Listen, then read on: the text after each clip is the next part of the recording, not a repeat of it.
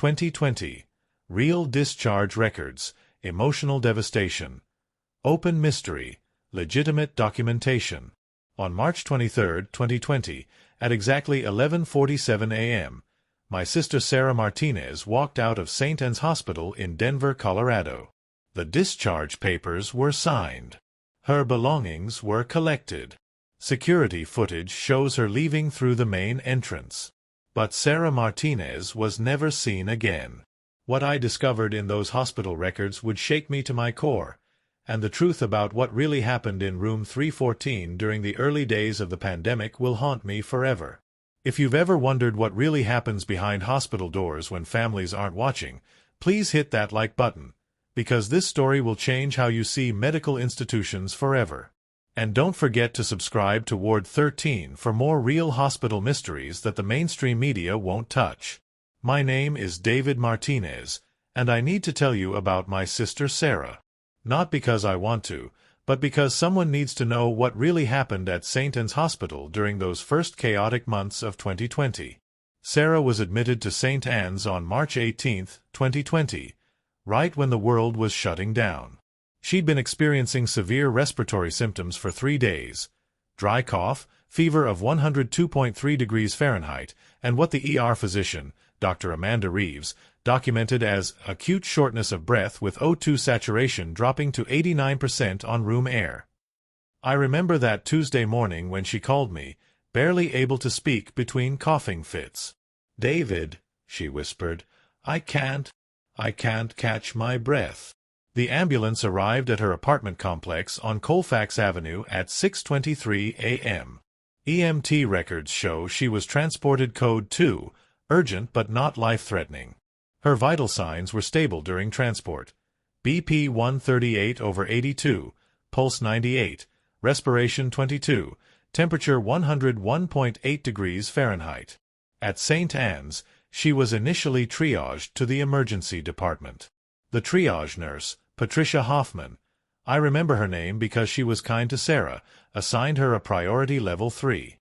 "Urgent, but stable," Patricia told me over the phone that evening. But here's where things get strange. Sarah was supposed to be placed in the COVID-19 isolation ward on the 4th floor. The hospital had just implemented new protocols. All respiratory cases were automatically assumed COVID positive until proven otherwise.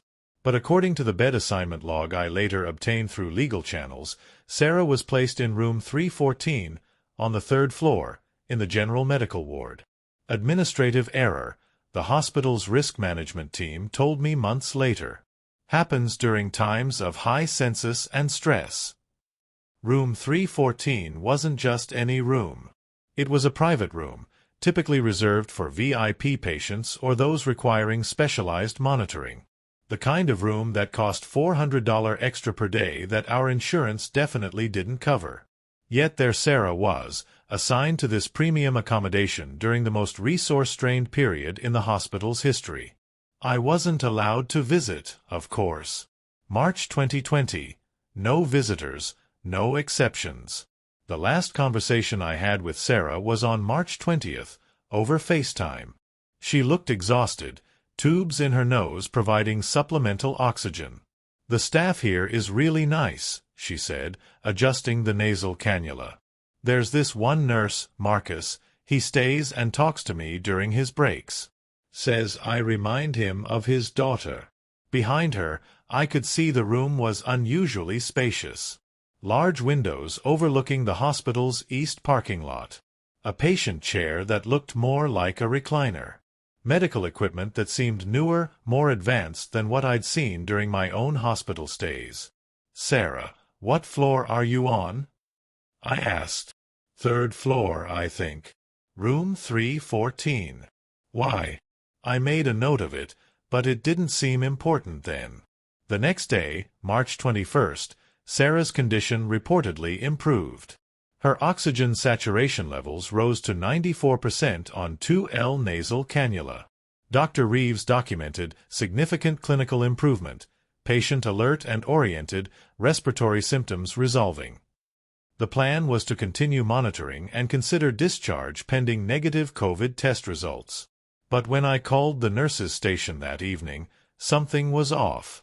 "I'm calling to check on Sarah Martinez in room 314, I said. "Hold on," the voice replied. I heard typing, then a pause. "Sir, we don't have a Sarah Martinez in room 314.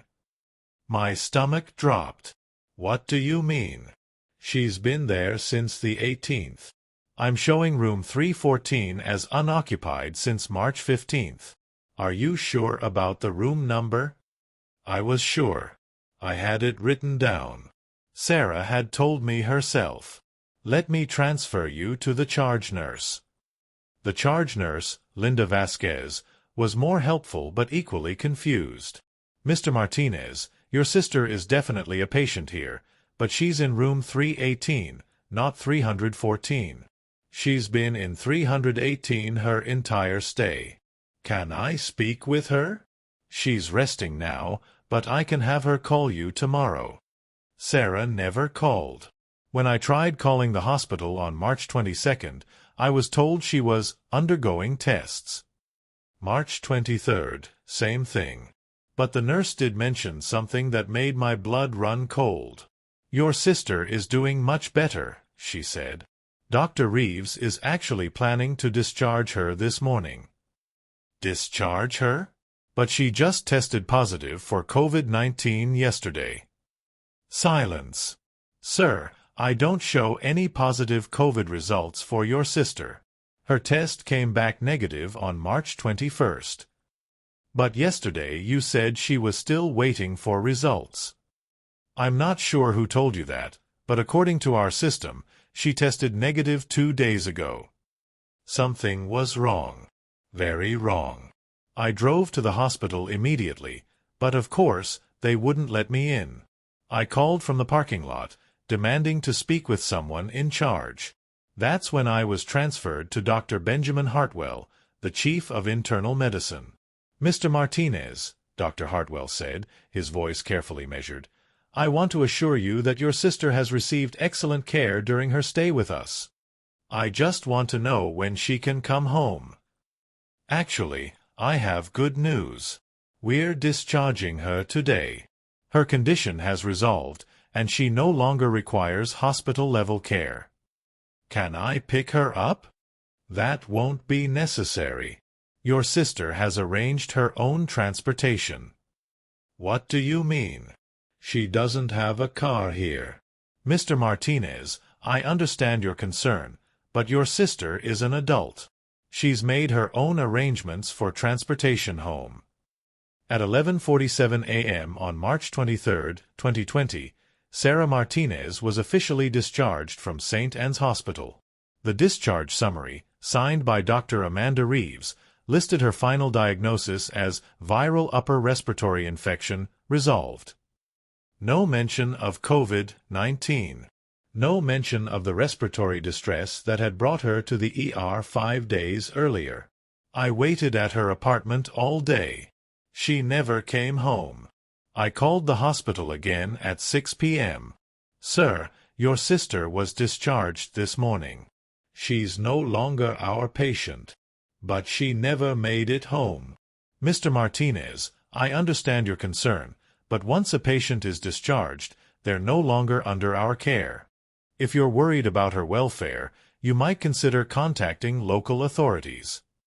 That night, I filed a missing person report with the Denver Police Department.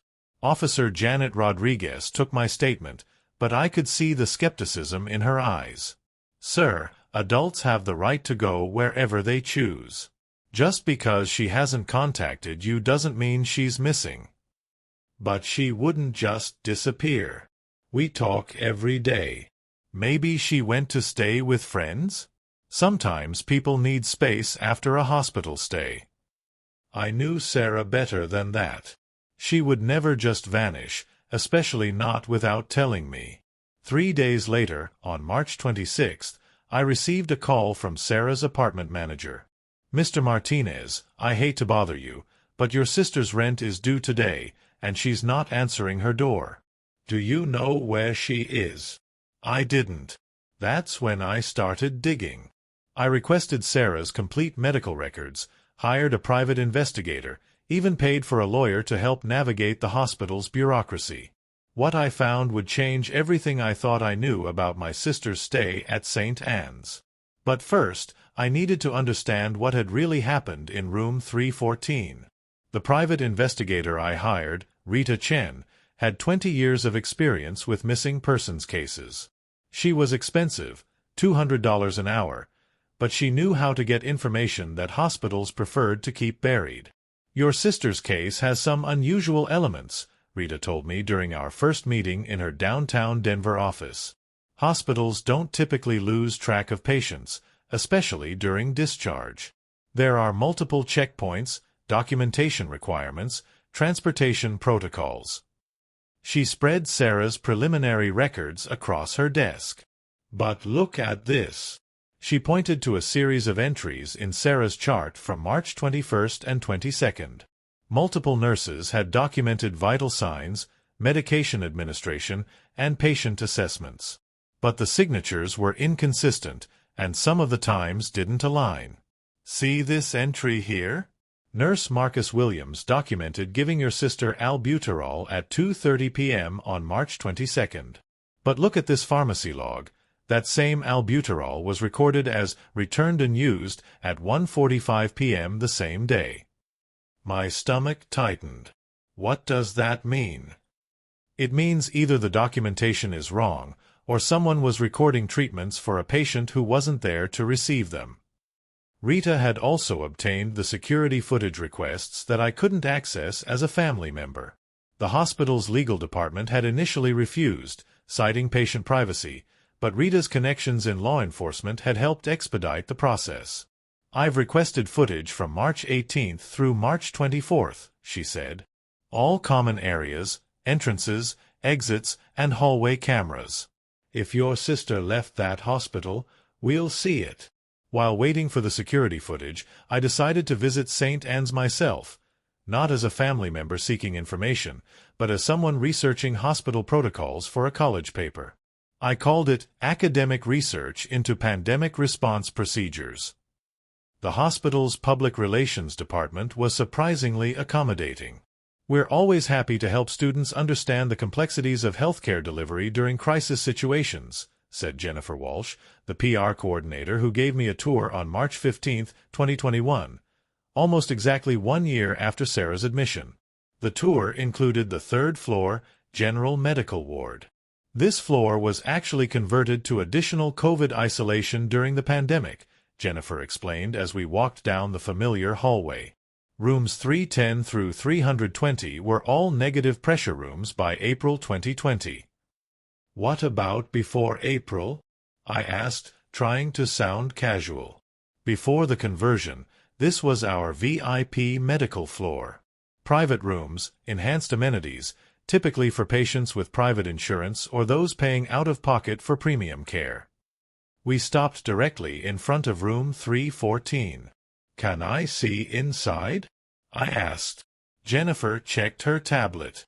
"This room is unoccupied, so I don't see why not." She swiped her badge, and the door clicked open. The room was exactly as I remembered from Sarah's FaceTime call. Large windows, spacious layout, premium furnishings. But something was different. The walls had been recently painted. I could smell the faint chemical odor, and the flooring looked new. "This room was renovated recently?" I asked. Jennifer consulted her tablet again. "Yes, actually. Significant renovations completed in December 2020. New flooring, fresh paint, updated medical gas outlets, enhanced electrical systems." "Why this room specifically?" "I'm not sure. Probably just routine maintenance and upgrades." But I could tell she was uncomfortable with my questions. That evening, Rita called with an update on the security footage. "David, we have a problem," she said, her voice tight with frustration. "The hospital is claiming that the security system experienced technical difficulties during the exact time frame of your sister's stay." "What kind of technical difficulties?" "According to their IT department, There was a server malfunction from March 20th through March 24th that corrupted most of the digital recordings. They have footage from the 18th and 19th, showing your sister's admission and first 2 days, but nothing from her final 3 days or her alleged discharge. That's convenient. Extremely convenient. In 20 years of investigations, I've never seen a security system fail so precisely around the dates in question. The security footage that did exist was telling, though. It showed Sarah being admitted on March 18th, looking ill but walking under her own power. The March 19th footage showed her in room 314, definitely room 314, not 318 as the charge nurse had claimed. But there was something else in the footage that made my blood run cold. "David, look at this timestamp from March 19th, 11:23 p.m., Rita said, pointing to her laptop screen during our next meeting. The black and white security footage showed the third-floor hallway. A figure in scrubs emerged from room 314, looked directly up at the security camera, and then appeared to place something over the lens. The screen went black for exactly 47 minutes. Who was that? I asked. Can't tell from this angle, but look at the badge visible on their left shoulder. Rita enhanced the image as much as possible. The badge appeared to read M. Williams, Marcus, the nurse Sarah had mentioned. I want to talk to Marcus Williams, I said. That's going to be difficult, Rita replied. Marcus Williams resigned from St. Anne's Hospital on March 25, 2022, days after your sister's discharge. No forwarding address, no employment references provided, and according to the Colorado Board of Nursing, his license was voluntarily surrendered in April 2020. Someone needs to know where he is. Rita had already been working on that. His last known address was an apartment complex in Lakewood, but he moved out in May 2020. The property manager said he paid his lease termination fee in cash and left no forwarding information. What about Dr. Reeves? She signed the discharge papers. Dr. Amanda Reeves is still employed at St. Anne's, but she's been transferred to their satellite clinic in Aurora. When I called pretending to be from medical records, her assistant said she doesn't discuss former patients without proper legal authorization. Then we get proper legal authorization. That's when I hired attorney Michael Brennan, who specialized in medical malpractice and hospital negligence cases. Michael was direct and expensive, but he understood the urgency of my situation. Mr. Martinez, he said during our consultation, what you're describing sounds less like medical negligence and more like, well, something deliberately concealed. What do you mean? Hospitals make mistakes, wrong medications, misdiagnoses, communication errors. But they don't typically make patients disappear. The pattern you're describing suggests intentional action to obscure what happened to your sister. Michael filed formal discovery requests for all of Sarah's medical records, staffing schedules for the third floor during her stay, pharmacy logs, and most importantly, personnel records for everyone who had contact with her. The hospital's response was swift and concerning. On April 2, 2021, St. Anne's Hospital filed a motion to quash our discovery requests, claiming that releasing the requested information would violate patient privacy laws and compromise ongoing quality improvement initiatives. They're fighting unusually hard to keep these records sealed, Michael told me. In my experience, hospitals only resist this strongly when they have something significant to hide. But we did get some information through our discovery requests. The staffing schedules showed that Marcus Williams had worked every night shift during Sarah's stay, 11 p.m. to 7 a.m., March 18th through March 23rd. No other nurse had been assigned to room 314 during that period. The pharmacy logs were even more interesting. During Sarah's 5-day stay, medications had been dispensed to her room that weren't consistent with her documented diagnosis. Lorazepam, typically used for anxiety or sedation. Versed, a powerful memory-impairing sedative used in procedures. And something called propranolol, which could be used to treat high blood pressure but also had other applications that made my hands shake when I researched them. Why would someone with a respiratory infection need anti-anxiety medication and sedatives? I asked Michael. They wouldn't, he replied grimly, unless someone wanted to keep them quiet and compliant. The most disturbing discovery came from an unexpected source. Rita had been monitoring social media and missing person databases, looking for any trace of Sarah or anyone with a similar story. On April 15, 2021, she found something that made us both sick to our stomachs. "David, I need you to sit down," Rita said when she called me that morning. "What did you find?" I found 3 other families, all with similar stories. All in Colorado. All from March 2020. The first family Rita had contacted was the Johnsons from Colorado Springs. Their daughter, Amy Johnson, had been admitted to Mercy Regional Hospital on March 19, 2020, with respiratory symptoms similar to Sarah's. Amy was 26 years old, single, worked as a graphic designer, almost identical demographics to my sister. Amy was supposed to be discharged on March 24th. Her father, Robert Johnson, told me over the phone. His voice carried the same exhausted desperation I heard in my own when I spoke about Sarah. But when we went to pick her up, they said she'd already left with a friend. "What friend?" I asked. "They wouldn't tell us. Said it was confidential. Amy never made it home, and we haven't heard from her since." The second case was even more disturbing. Maria Santos, 28, had been admitted to Presbyterian/St. Joseph Hospital in Denver on March 21, 2020. Like Sarah and Amy, she had respiratory symptoms, was placed in an unusually nice private room, and had been assigned a male nurse who stayed and talked during breaks. The nurse's name was Martin, her brother Carlos told me. Martin something with a W. Our mother loved him because he spoke Spanish and was so attentive to Maria. Martin Williams. Marcus Williams. The similarity was too close to be coincidental. The third case broke my heart. Jessica Chen, only 24, admitted to Rose Medical Center on March 22, 2020. Same symptoms, same premium room assignment, same mysterious discharge with no family contact. Jessica was supposed to call us when she got home, her sister Linda told me through tears. We waited all day. We called the hospital, and they said she'd been discharged, but they couldn't provide any additional information. Rita had spent weeks tracking down these families through missing person reports, social media posts, and hospital records that various attorneys had obtained. The pattern was undeniable, and it was expanding. "There are more," she told me during our meeting on April 20th. "I've identified at least 7 similar cases across Colorado, all from March 2020, all young women between 23 and 29, all with respiratory symptoms during the early pandemic chaos." 7. The number hit me like a physical blow. Ashley Morrison in Fort Collins. Stephanie Rodriguez in Pueblo. Catherine Walsh in Grand Junction. Nicole Thompson in Greeley.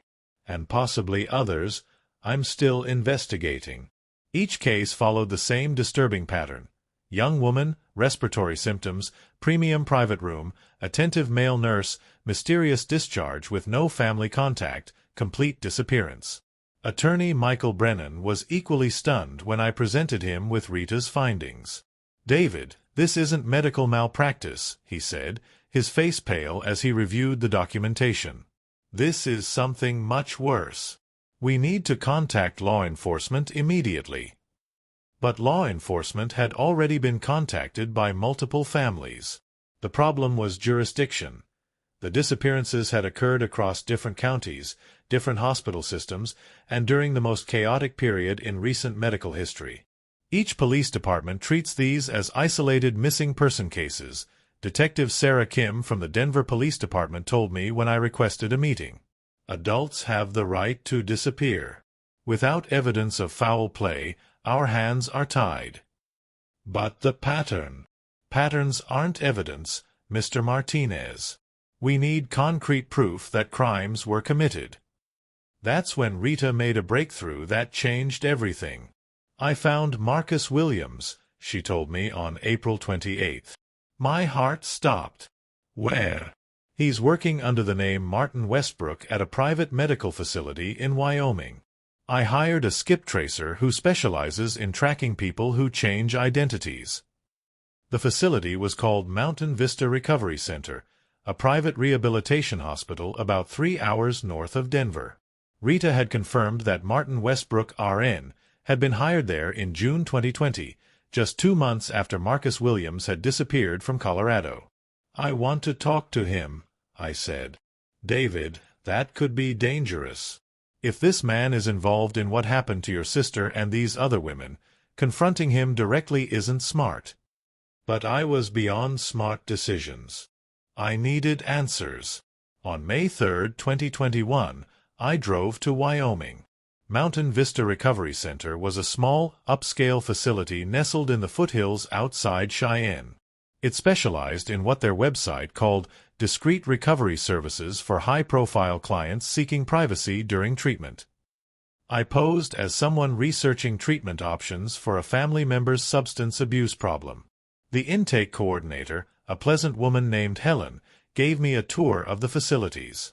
Our nursing staff is exceptional, she said as we walked through the residential wing. We have several nurses with specialized experience in critical care and emergency medicine.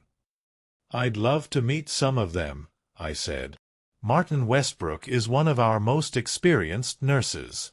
He joined us last year with excellent references from Colorado hospitals. My pulse quickened. Is he available to speak today? I'm afraid Martin is off this week. Personal time. When will he be back? Helen checked her tablet. Actually, I'm not sure. He submitted a request for extended leave just yesterday. Family emergency, I believe. The timing was too coincidental. Somehow, Marcus Williams, or Martin Westbrook, knew that people were looking for him. That evening, I called Rita from my hotel room in Cheyenne. He's gone, I told her. Submitted for extended leave yesterday, right before I showed up. David, someone tipped him off. Either he's monitoring records requests, or he has contacts at the hospitals who warned him that families were asking questions. What do we do now? We go to the FBI. Rita had already been researching federal jurisdiction issues. If these women were transported across state lines, or if there's evidence of organized criminal activity, it becomes a federal matter. Special Agent Patricia Morrison from the FBI's Denver field office agreed to meet with us on May 10th. She was professional but skeptical as Rita and I presented our evidence. What you've described is concerning, Agent Morrison said, but we need more than circumstantial evidence to open a federal investigation. What would constitute evidence? Michael Brennan asked. He joined us for the meeting. Direct witness testimony, financial records showing criminal enterprise, communications between co-conspirators, or physical evidence of the crimes. What about the missing women themselves? I asked. If we could locate any of the missing individuals, that would certainly advance an investigation. That night, I couldn't sleep. 7 young women had vanished from Colorado hospitals during a 3-week period in March 2020. All had been under the care of the same nurse, who had since disappeared himself. The FBI needed more evidence, but I was terrified that waiting for evidence meant more women would disappear. Rita called me at 6 a.m. the next morning. David, I need you to meet me at my office immediately. What's wrong? I found something. Someone contacted me through my website's anonymous tip line. 20 minutes later, I was sitting in Rita's office, staring at a printout of an email that made my hands shake. Ms. Chen, I saw your post about missing women from Colorado hospitals. I work at St. Anne's Hospital in Denver. I can't give you my name, but I have information about what happened in room 314. Meet me at the Starbucks on Colfax and Federal at 3 p.m. today. Come alone. I'll be wearing a red jacket and carrying a medical journal. Are you going? I asked. We're going, Rita replied. "This person might be the witness we need." At 2:45 p.m., we sat in Rita's car across the street from the Starbucks, watching for someone in a red jacket. At exactly 3 p.m., a woman in her 50s, wearing red scrubs and a matching jacket, entered the coffee shop carrying what appeared to be a medical journal. "That's her," Rita said. We waited 10 minutes before entering separately. The woman was sitting in a corner booth, nervously scanning the room. Rita approached first, and I watched from across the cafe as they spoke quietly. After 20 minutes, Rita motioned for me to join them. The woman introduced herself only as Janet. She was a registered nurse at St. Anne's Hospital, had worked there for 12 years, and was terrified of losing her job, or worse. What she told us would explain everything about what had happened to Sarah, and it was more horrific than anything I had imagined. Janet's hands trembled as she opened the medical journal she'd been carrying. It wasn't a journal at all. It was a folder containing photocopied documents that she'd smuggled out of St. Anne's Hospital. "I've been carrying these for 8 months, she whispered, glancing nervously around the coffee shop. "I didn't know what to do with them." She spread the documents across the table. Patient records, medication logs, financial transactions, and what appeared to be shipping manifests with medical terminology I didn't recognize. "Your sister wasn't the first," Janet said, her voice barely audible. "And she wasn't the last." Rita leaned forward. "Tell us what you know." Janet took a shaky breath. In March 2020, when the pandemic started, St. Anne's was overwhelmed. We were short-staffed, protocols were changing daily, and there was so much chaos that things could happen without normal oversight. "What kind of things?" I asked, though I was terrified to hear the answer. Dr. Hartwell, the chief of internal medicine, he approached certain staff members about a special program. He called it Advanced Medical Research Opportunities During Crisis Conditions. Janet showed us a document that made my stomach turn. It was a contract, signed by several staff members, including Marcus Williams, agreeing to participate in accelerated pharmaceutical trials under emergency pandemic protocols. They were using patients as test subjects? Rita asked. "Not exactly," Janet said, and somehow her correction was even worse. They were harvesting. The word hung in the air like poison. "Harvesting what?" I managed to ask. Janet's eyes filled with tears. Young, healthy women with good organ compatibility they were being kept sedated while their medical records were altered to show different conditions. Conditions that would justify extended stays, invasive procedures, and eventually. She couldn't finish the sentence. Rita did it for her. "Organ harvesting." Janet nodded, wiping her eyes with a napkin. "The medications your sister was given, the lorazepam, the Versed, the propranolol, they weren't for her respiratory symptoms. They were to keep her compliant and unconscious while they conducted compatibility testing." Compatibility testing for what? Kidneys, liver, corneas, bone marrow. They had buyers lined up, private clients willing to pay enormous sums for healthy organs from young donors. I felt sick. How many women? During March 2020, 11 young women were processed through the program. Your sister was number 7. Processed. The clinical term made it sound like a business operation, which I was beginning to realize it was. Janet showed us financial documents that confirmed my worst fears. Payments of $250,000, $400,000, and $600,000 to various accounts associated with St. Anne's Hospital personnel. Money laundered through medical supply companies, research foundations, and overseas pharmaceutical corporations. "Where are they?" I asked, my voice breaking. "Where are the women?" Janet's silence told me everything I needed to know. "Janet," Rita said gently, "we need you to go to the authorities with this information." "I can't," Janet replied immediately. Dr. Hartwell made it very clear what would happen to anyone who talked about the program. What did he say? That we were all complicit. That if anyone reported it, we'd all go to prison for murder. But you weren't complicit, I said. You didn't know what was happening. I signed that contract, Janet said, pointing to the document. I participated in sedating these women, adjusting their medications, falsifying records. Even if I didn't know the full scope at the time, I'm legally guilty of conspiracy. Rita studied the financial documents. Janet, this shows payments continuing through October 2020. Did the program continue after March? It did, but they got smarter about it. Instead of using the hospital directly, they moved operations to private facilities. Mountain Vista Recovery Center in Wyoming was one of them. My blood ran cold. The facility where Marcus Williams, Martin Westbrook, had been working. Is the program still active? Rita asked. I don't know, Janet said.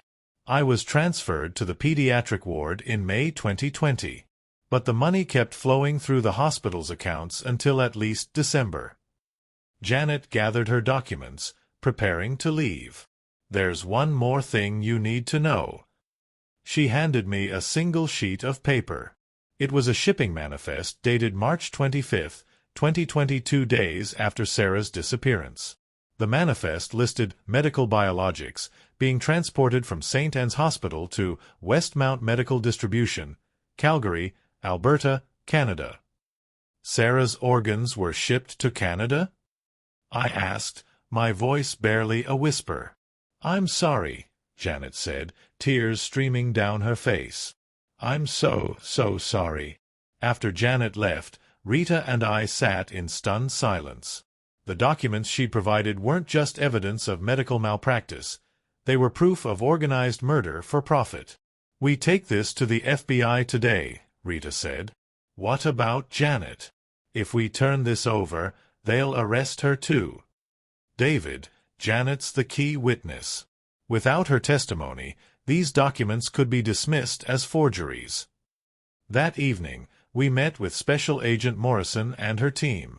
The reaction was immediate and intense. This is evidence of organized criminal enterprise, Agent Morrison said after reviewing Janet's documents.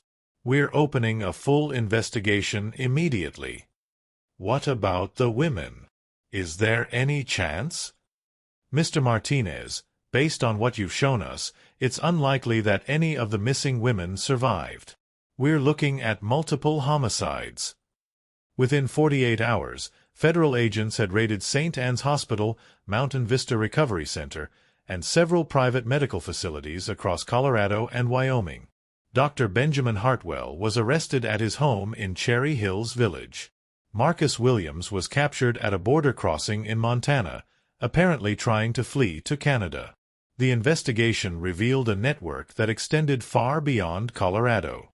Similar operations had been discovered in Nevada, Arizona, and New Mexico, all targeting vulnerable patients during the pandemic chaos when normal oversight was reduced. But for me, the most important moment came on May 20, 2021, when Agent Morrison called with an update that brought both closure and devastating finality. David, we found evidence of your sister's fate in Dr. Hartwell's personal records. Sarah's organs were indeed harvested on March 24, 2020. Her remains were cremated at a facility in Wyoming, and the ashes were disposed of in an unmarked location. Is there anything left of her? I'm sorry. No. The trial began in federal court in Denver in March 2022. Dr. Hartwell, Marcus Williams, and 7 other defendants faced charges including conspiracy to commit murder, organ trafficking, money laundering, and racketeering. Janet testified as the prosecution's key witness, accepting a plea deal that resulted in 2 years probation and permanent suspension of her nursing license. Her testimony was devastating, detailing how the defendants had specifically targeted young women with no local family support who were unlikely to be immediately missed. Marcus Williams was sentenced to life in prison without parole. Dr. Hartwell received the death penalty, though he died of a heart attack while in custody before the sentence could be carried out. The financial investigation revealed that the organ trafficking ring had generated over $4.2 million in revenue during its 8 months of operation. 43 young women from across the western United States had been murdered for their organs. Sarah was victim number 7, but she was also the key that unlocked the entire conspiracy. In November 2022, I received a call from the Canadian authorities. They had located and shut down the organ distribution network in Calgary, recovering detailed records of all transactions. Sarah's organs had been sold to 3 different recipients: her kidneys to a wealthy businessman in Toronto, her liver to a politician's wife in Vancouver, and her corneas to a private clinic in Montreal. The recipients claimed they had no knowledge that the organs were obtained through murder, believing they were from legitimate donors who had died in accidents. As I write this in 2024, the investigation continues. Law enforcement agencies across North America are still identifying victims and prosecuting participants in what prosecutors have called the largest organ trafficking conspiracy in modern American history. But for me, the investigation will never truly end. Every morning, I wake up thinking about Sarah. Not the sister who disappeared from St. Anne's Hospital, but the sister who called me when she was scared, who FaceTimed me from her hospital bed, who trusted that the people caring for her would help her get better and come home. The hardest part isn't the anger or the legal battles or even the nightmares about what her final hours must have been like. The hardest part is the what-ifs. What if I had insisted on staying in the hospital parking lot? What if I had questioned why she was in a premium room? What if I had demanded to speak with her on March 22nd instead of accepting the nurse's explanation that she was resting? But I've learned something important through this nightmare. Sometimes the most evil acts happen in the places we trust most, carried out by people whose job is to heal. The white coats and medical degrees don't make someone trustworthy. They just make their betrayal more devastating. Sarah's story didn't end with her disappearance.